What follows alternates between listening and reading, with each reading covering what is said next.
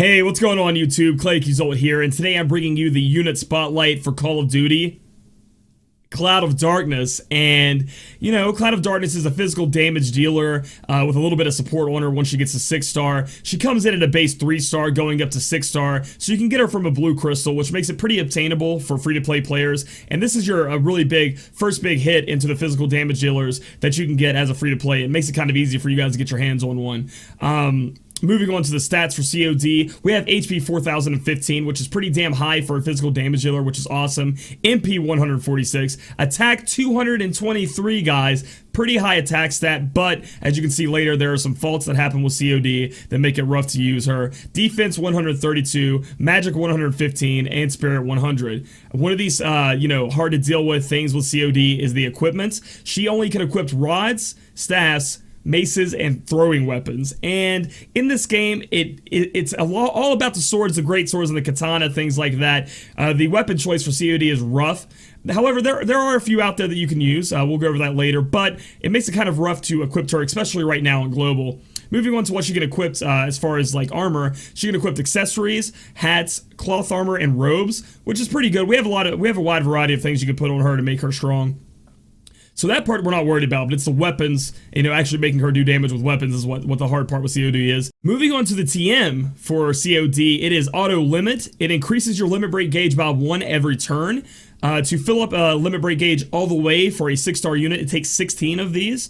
So it takes 16 to fill up. So you're going to have 16 turns if you're only using auto limit, as the passive going on at the end of each one of your turns. However, you won't always be using just that. But just to give you, an idea that it takes 16 of these to fill up a whole limit break for a 6-star unit. So overall, guys, I say you skip this TM. There are other great TMs you guys should be working on. There's no reason to really get this one, and limit breaks in this game aren't really that important. There are a few units that have spectacular limit breaks that do stand out, but overall, you kind of just want to forget about limit breaks, in the grand scheme of things. And this takes up a materia slot, an ability slot, and it's just not worth it, in my opinion. So I would say skip over this one. Moving on to the abilities for COD, she gets armor break, physical damage with defense minus 15% for 3 turns on an opponent, on an enemy. And this is not that great. She gets this at lower levels, and I can understand why it's not that great. We have so many abilities going into the 6-star meta, moving on in the global game, that put defense down by 40%, along with doing other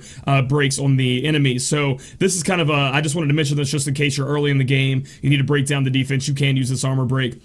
Going on to Maneater Plus, which is an amazing one for COD. It's a passive, so you don't have to do anything. It's already on you. It's going to increase your physical damage you deal against humans by 75%, guys. So that's huge. If you're fighting a human, you're dealing 75% more damage. And another thing I want to talk about these passives, such as Maneater and the killer abilities, they don't stack from the same source. So for example, if there was a Maneater, materia, an ability, if you put 4 of them on you, they wouldn't stack, okay? But they do stack from different sources. So let's say there's a Maneater on a weapon. There's a Maneater on COD, obviously the Maneater Plus passive. There's a Maneater ability you could put on her, let's say, and then there's the Esper Diablos gives Maneater. Those would all stack, meaning you would do massive amounts of damage to humans. So that's a way you can think about how you want to build COD, is they do stack from different sources. Moving on to another great ability she gets, it's Omni Veil. Increases all elemental resist by 30% to all, so your whole party for 3 turns. This is major. This is a great support. This is why COD is kind of a support also. She has a few great supporting abilities. Now remember, COD also already has 50% resist to all elements.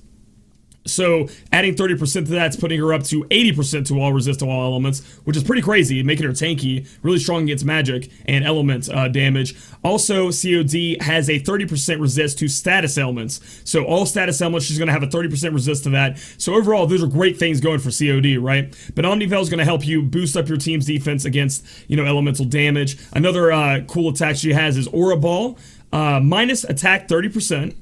And silence, a chance of 40% to silence all enemies for 3 turns. Now, again, as we spoke about the armor break, there are higher attack debuffs in the game, and attack debuffs, or any debuff you put on an enemy, does not stack. So it will take the highest percent one, and that's the one it'll go with. However, Aura Ball seems like a great PvP ability. PvP will be coming out in the game later on, guys, if you didn't know. Eventually it will be released in global. And just think about this in PvP, guys. You're going to lower everybody's attack by 30%, and you have a chance to silence them all by 40%? Sign me up. If they're a mage team, boom, silence them all for 40%. They have to take turns either unsilencing nothing or not doing much of anything. So I think this is more of a PvP skill, but I think it's a damn strong one. So moving on, also, she gets an amazing ability called Comeback. It's an AoE Asuna, guys. It's going to cure poison, blind, sleep, silence, paralyze, and confuse to all of your allies. So this is just going to take everything off of you that you didn't want on you, man. It's an AoE Asuna. What else can you say? An amazing support ability there. Her hardest hitting ability, I do believe, is Call of the Void. It does dark physical damage with ignored defense 25%. The problem with this ability is it does have the dark physical damage, the dark element attribute added to it. So like if the boss is anywhere near being dark resist or the enemy is dark resist, it's going to be kind of way less useful because of the damage mitigation there. So that's why it's just not the greatest, but it's okay. It's definitely usable if they don't have dark resist. She also gets Barrage, which does 4 physical attacks to random enemies. This is a great physical damage dealing ability. I'm sure you guys have heard of Barrage. You know what it does. It is based, if you throw dual wield on the COD, should be doing 8 physical damage attacks to random enemies. So Barrage is probably the go-to move. Possibly Call of the Void if they're not resist to dark, but I really like Barrage. And finally, her Limit Break, which isn't that bad. I know I was talking shit about Limit Breaks earlier, but it's not that bad. Perfect Void. Again, I think it's a PvP move. Physical damage and blind, 40% chance to all enemies. Now, if a boss could be blind, or maybe you need to stop some enemies from hitting you, yes, 40% blind on them is great. But I feel like this is more of a PvP move. You could do Aura Ball, hopefully silence the mages. Maybe when you get up your Limit Break, use Perfect Void, blind all the physical damage dealers, and boom.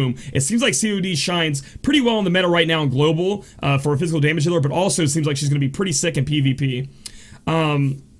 Some other abilities she gets that I didn't note here because I don't think they're, super useful. I don't know if you're going to be using them in battle. Is Protectica. I know that's 40% defense to everyone, but things like Cheer already giving you that plus attack 40%. There are a lot of other buffs that will essentially override that or do better. She also gets Thundara and Thundaga, so if you need Elemental Chain and maybe you just want to use magic with her, you can. Not her strongest suit, but it's a possibility. Moving on to equipment that you should be putting on your COD. This is what I think you should be putting on her as a free-to-play player, not using any TMs. The Lunar Pestle, which came from an event earlier on with the Mog case. You could buy it from King Mog. The Tiger Mask. This is from a quest, but you can also get a recipe from a chest and make a bunch of tiger masks. The Black Belt Gi, which the recipe comes from a quest. You can put that on her to increase her attack. And Heroes Rings, guys. Putting up her attack and defense is awesome. And it gives her a little bit of magic too, but that's not really what we're using here on COD. But the Hero's Ring recipe can be received by getting a number of trophies from the game, so that's how you're going to get the Hero Rings. Some notable TMs that you guys may want to use on COD include Rising Sun. It is a damage throwing weapon, a damage weapon that you get from Locke's TM, the unit Locke.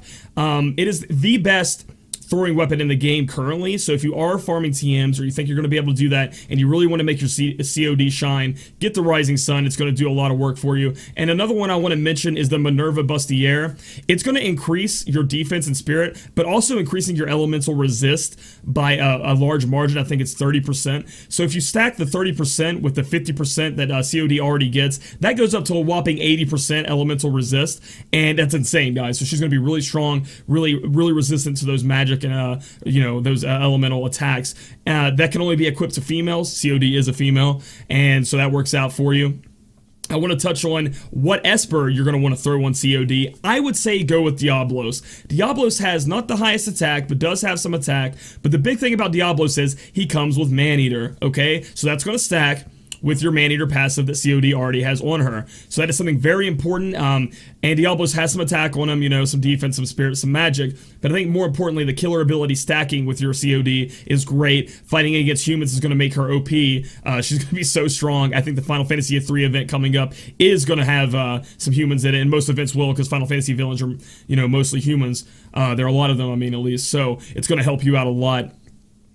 And if you're not going to use Diablos, I would go ahead and use Ifrit, as Ifrit is your big attack. You get all the attack you can from Ifrit. It has some great killer abilities, things like that. So if you don't want to use Diablos, you don't want to stack that Maneater, go ahead and throw Ifrit. That's another physical damage expert you can use.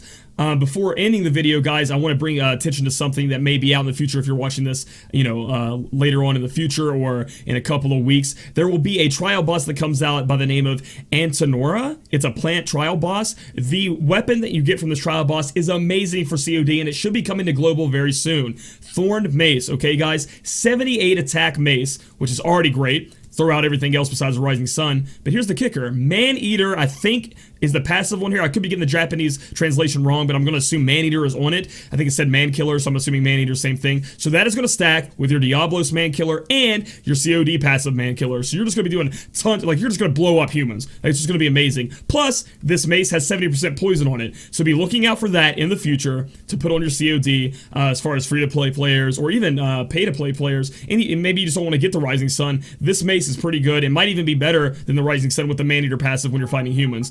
But I hope you guys enjoyed the video. I didn't want to go on a rant too long. I just wanted to give you guys an overview of COD. Use COD as a physical damage dealer, a little bit of support on the back line. COD goes great in a party who, you know, it has cheer, things like that to boost up her attack, a physical damage dealing party, but also can just fit into any party using the AoE comeback Asuna, using abilities like Omniveil, and in PvP I think she's going to shine, guys. So if you like this video, give it a thumbs up, comment down below how you feel about 6-star COD, if you're going to be using her in your party, and subscribe for future content. We'll see you guys later.